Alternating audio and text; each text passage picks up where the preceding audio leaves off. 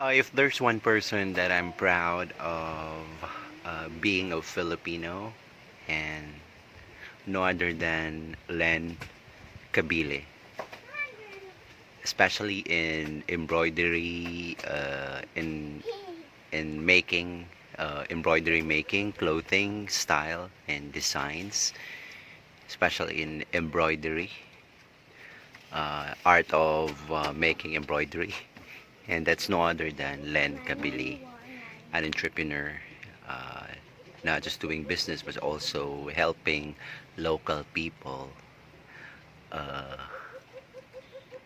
help them in their business, help them to get income, promoting culture and promoting the uniqueness of being a Filipino, our art, especially in the art of embroidery. So credit to 1PH News for this video. And if you don't know Len Cabili, please watch this video. If this is your first time visiting my website, please like and subscribe to my YouTube channel, My Parallel Universe. Wherever you are, I hope you're okay. You will be okay in God's grace. In this video, uh, today, ipipresent natin yung isang tao to, isang babae na once in a while naging proud ako na magiging Filipino, kasi sometimes ang daming what do you call that, ang daming noise dito sa social media, ang daming mga critic, ang daming nagmamagaling, ang daming nag-aaway. But this time, let's go back to our roots, and it will remind us of being how artistic we are as a Filipino. So please watch. And her name is Len Cabili, the owner of the brand Philip and Inna, Philip plus Inna. Thank you. Enjoy the video.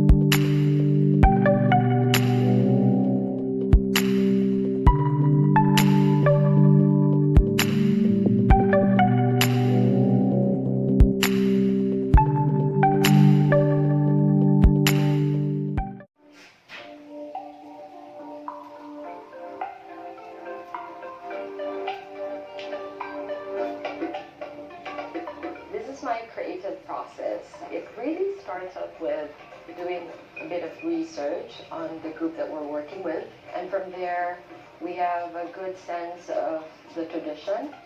Then next step is really referring to my notes. All throughout my trips I make all sorts of notes. I go back and read it, then decide on a certain silhouette that we're working on. Like for deciding what type of bottoms that we're going to have, whether we're going to do like cargo shorts or straight pants.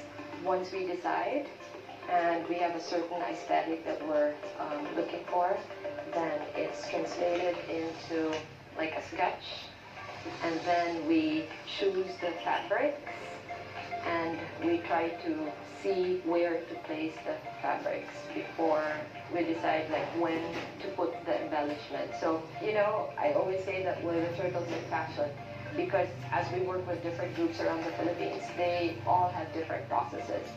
So for the Kiboli, the process is once we've done a sketch, for example, we recently did this, so I created a pattern, and then we had this translated into cross stitch, and then we sent them the pattern together with the whole garment, and then they apply the pattern on the garment. So it's all different per group. As I mentioned, the Tiboli, they like whole garments, so we're working on this kinebang, so it's like a patchwork. So this is the initial sample. As you can see, they started the patchwork a few inches below the waist when it should have started from the waist. We're excited for this to actually transform into what we wanted. So probably this will go up, and we take notice that they have a hard time doing the kinebang down. So we'll probably do it like straight, so it's easier for them. So all throughout the design process, we always consider where the artisan is coming from and find a way that would work best for them. So we adjust. The Tausugs want us to do embroidery on a flat lay, on a fabric, and then we stitch around the fabric so they know where to place the embroidery. As we work with the artisans, I always tell the team that you don't assume things. You don't assume that they understand or what we're trying to convey, or they already know what we want. We always need to make sure that we're on the same page. So you always need to assume that it has to be related to them.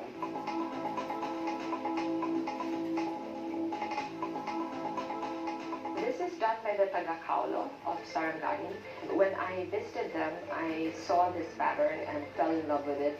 So we told them to make a sample out of it. We did a variety of samples in different types of beads, but this is the one that came out the best. And so we printed it out, laid it out, and just for them to know that when they make the second run, that it should be one big square with all the different patterns side by side to each other, and they have a visual of what it's supposed to be rather than just one strip. There's a lot of like personal relationships going on. It's very personal in terms of as they work and as we work, there's the constant communication going on, which I feel is very important. It's very important to know as much as you can about the group that you're working with. I'm not an expert when it comes to the indigenous groups that we're working with. A lot of the things that I know, of course, come from the books that I read, but at the same time, through my interaction with them, I've had mistakes of using certain things which offended them, and I've apologized. But all throughout that, because there's a personal relationship going on, you see both parties always aim to make it work, and I feel that's what's so beautiful about our process.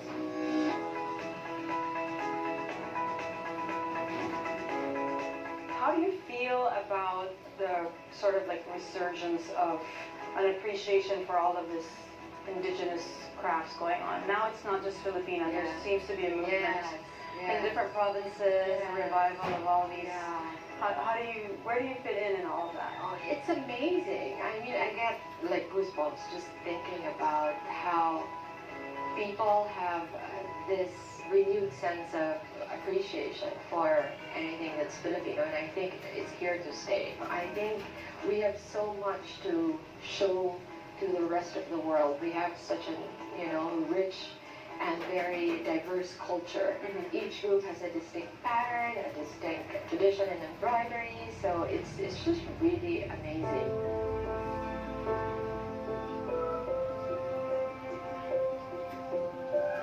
Seeing as this is like a leap of faith and a lot of these things were really unplanned and given to you, where do you want Filipina to go next? This brand has to outlive me. So I think my focus now is really creating a good foundation for it. I would love for someone at some point to just like come and take over and do their own, mark on the brand. I think I would love the brand to be something that every Filipino would be proud of.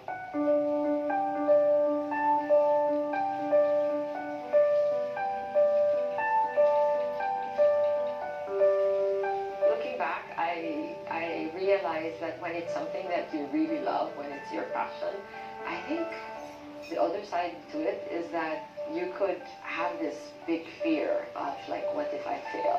It's my passion, and what if I fail? So I think I was trying to avoid it for the longest time. I think when I was diagnosed with cancer, purpose just was staring in front of me, and I started praying about it. I started praying about what my purpose was going to be.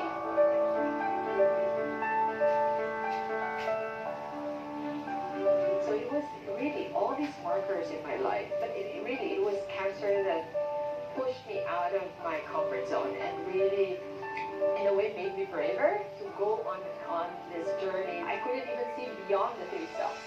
So it was really a day-to-day dependence on God, and it's really true that He only reveals a certain, a certain step. He'll only reveal what you can handle at that point. And really, I think when you're just following and when you're just obeying, you reach a point wherein God can just orchestrate things, and things happen without you even doing anything.